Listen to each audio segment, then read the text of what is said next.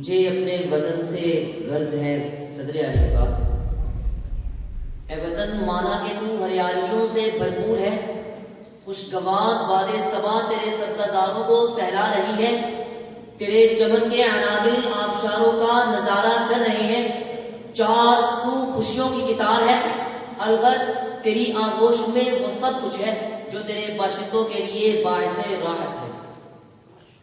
مگر کبھی تو نے غور بھی کیا، کیا تجھے یہ خوشیاں بیٹھے بیٹھے ملی تھی؟ کیا تو ازل سے ہنسی تھا؟ کیا تیری مٹی میرے علماء کے لہو سے رنگین نہیں؟ کیا تو شاہ ولی اللہ محدث دہلوی کے فتوی جہاد کا ثمر نہیں؟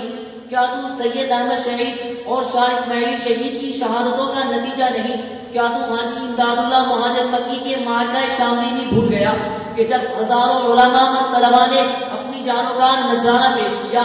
کیا تو نے میرے شیخ حضرت الحق خیر آبادی اور ان کے رفقا کی شہادتوں کو بھی فراموش کیا کہ جنہیں کالے پانی کی سزا دی گئی تھی؟ اے وطن میں تو برملا کہوں گا کہ تیرے تصور سے لے کر تجھے وجود بخشنے تک، تحریک ریشمی نما سے لے کر تحریک علماء ہند تک میرے علماء کا کردار رخشندہ و تابندہ ہے۔ میرے قاسم نانوتوی سے لے کر شبیر احمد عثمانی تک سبھی نے تیری آبیاری کی۔ اب ذرا تو بتا، کیا تیری لگوں میں میرے علماء کا لگو روان نہیں ہے کیا؟ ارے کیوں نہیں، بخدا ضرور ہے۔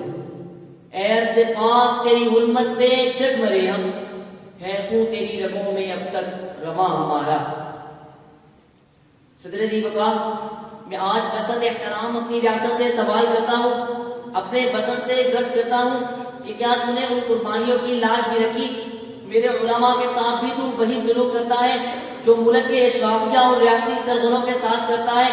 کیا میرے مشائخ کو بھی وہی سہولیات حاصل ہیں جو ججوں اور جرنیلوں کو حاصل ہیں؟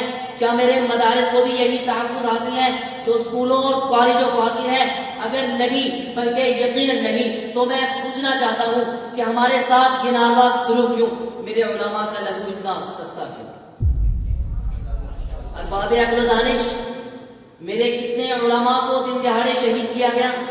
کل ہی میرے مسعود الرحمن عثمانی کو شہر اقتدار کے بس میں لہو رہا کیا گیا۔ تو کیا ہے ریاست، تجھ سے سوال کرنا بھی غلط ہے؟